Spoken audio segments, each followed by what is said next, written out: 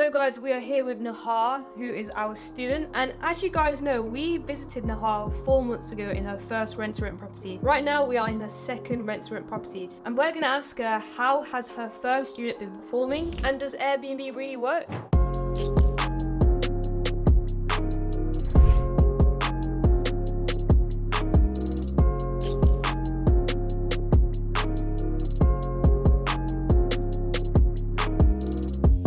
So how had your first unit performed then? What bookings have you received? So yeah, in terms of first unit, it's definitely doing really well. So on average, we were making around 1.1k a month. So Very specific. It's not 1k, 1.1k. 1.1k, yes. If I'm honest, that slow season, it was slightly slow in January. However, we have utilized smart pricing. So although we are charging slightly less, it allows us to get fully booked, still making that extra £800 profit. So it's not quite 1k, but still quite a bit. So what exactly is smart pricing? So we use a smart pricing tool called Price Labs, and this basically judges the demand in the area and markets our property at a correct price, allowing us to get fully booked. So even though we're not quite making £1,000 a month profit, we are still allowed to make 750, 800, which is still sustainable. During the summer seasons where we can get £1,000, winter's slightly lower, but it balances out for the overall year. So Nehal, what challenges have you faced with your first property? I know, online it can look as if everything is smooth sailing, but have you had any challenges? My biggest challenge was finding a good cleaning team. It is really hard finding cleaners who, do the job to a good standard. Of course, this is a review-based business, so of course a bad clean will impact our booking. As well as that, I think that having my channel manager in place allows me to protect my property against any damages, any bad guests. So I am able to take, my IDs, my deposits from my guests and making them sign rental agreements. Therefore, it reduces my chances of getting, any damage. So how are you managing your cleaning team? So yeah, first of all, I was ensure that they have a cleaning checklist custom to my property. Of course, all properties are different and there's certain things which I want done very specific. For example, I like to have my beds pressed really neatly. I hate crinkled beds, so that's one thing which would be on my cleaning checklist. As well as that, I ensure that we have a probation period. So before I go into signing contracts, I want to have at least 3 weeks to see how they are, whether they are doing the cleans up to our standard. And after that period, I'm happy to go forward with the contract with them and carry on. Oh right, it's a double bed. Yeah, the other one's a king bed.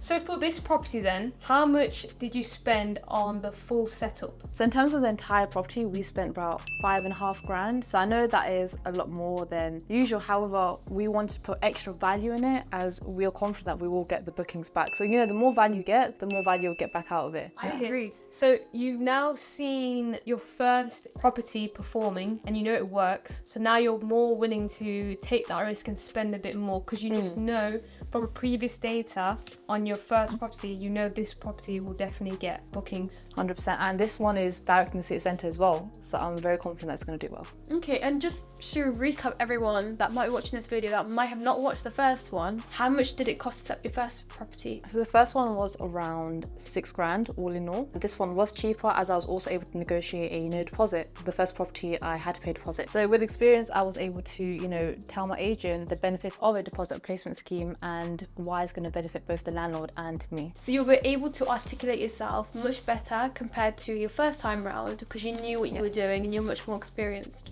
So break down the numbers for this unit. In terms of deposit, we didn't have to pay deposit, so there was nothing on that. There was no upfront rent, so essentially it was really just the furnishing. So furnishing was £5.5 grand, but as you can see, we have a 75-inch TV. As well as that, we have a king bed. We've tried to fit as many beds as we can in the property so we can charge a higher nightly rate. We are looking to charge around 120 during January as it is low season. However, in summer, it will be around 150 on the weekdays during summer and then around 180 on the weekends in summer. In terms of occupancy as well, so for my first unit, it's hitting around 90% and plus. I'm confident that...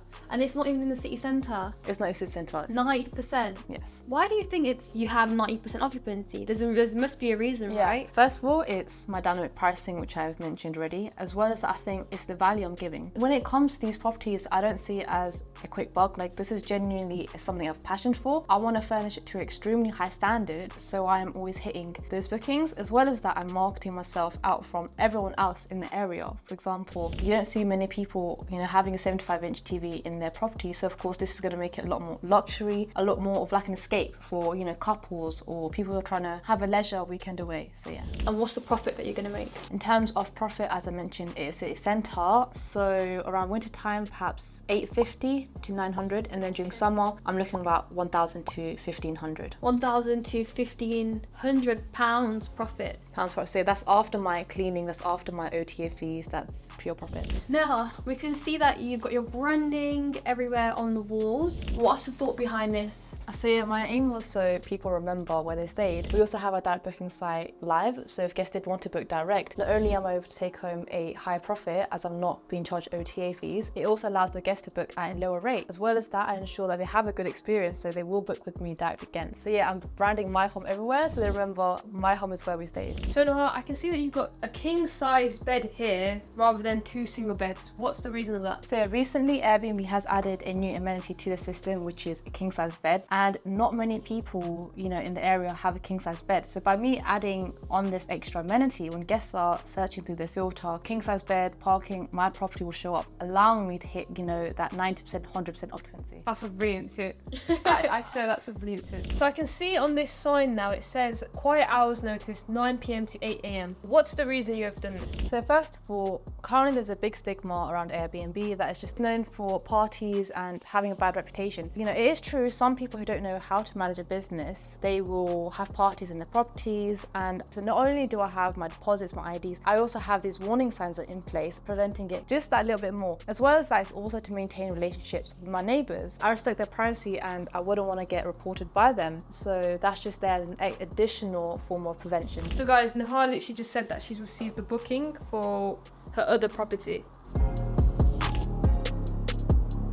What happens then when someone smokes? So I can see that it says no smoking within this apartment, that there'll be a charge of £1,000. How do you charge a guest £1,000? With Airbnb, there's air cover, so hosts are protected in case there are damages. And if I can prove that I gave them sufficient warnings, as well as I have a terms and conditions. Wait, so you put this in your terms and conditions? Yes, so it gives me that double protection. If I was to submit to Airbnb, there's proof of them smoking, I gave them these clear warning signs to sign my rental agreement, then I will be able to claim, the £1,000 smoking charge.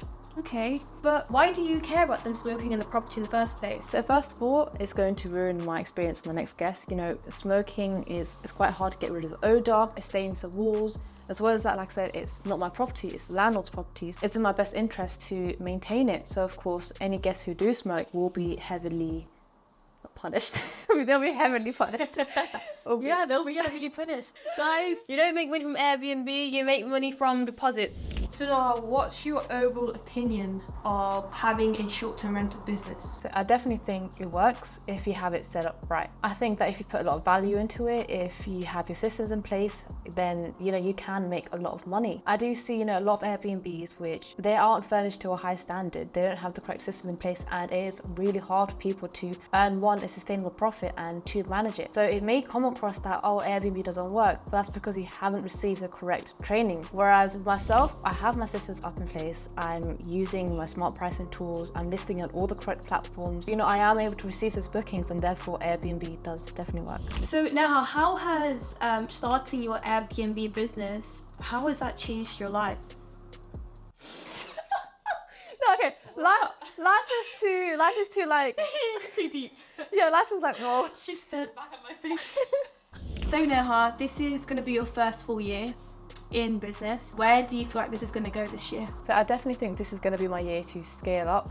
I want to scale up massively, as the long-term goal is to, do buy-sell accommodation. I want to eventually own my own assets, and it's going to give me the freedom eventually to travel. This is one of my biggest dreams. I want to go live in Thailand for a year. So I think this year is my opportunity to go all in, where I just scale, and then perhaps 5 years down the line, I can start buying properties and doing self accommodation. So you want to put your mum in a big house? Yes. And you want to live in Thailand and work remotely? Yes. Tell me a bit more about you wanting to buy your mum a house, and what does it mean to you? So yeah, I think definitely once I achieve that dream, it will, one, allow my mom to retire. I don't want to stay at work, I want to enjoy her life. I want her to enjoy it with me as well. I want to be able to travel with my mom and do a lot more things. So, scaling up is definitely going to allow me to achieve that dream.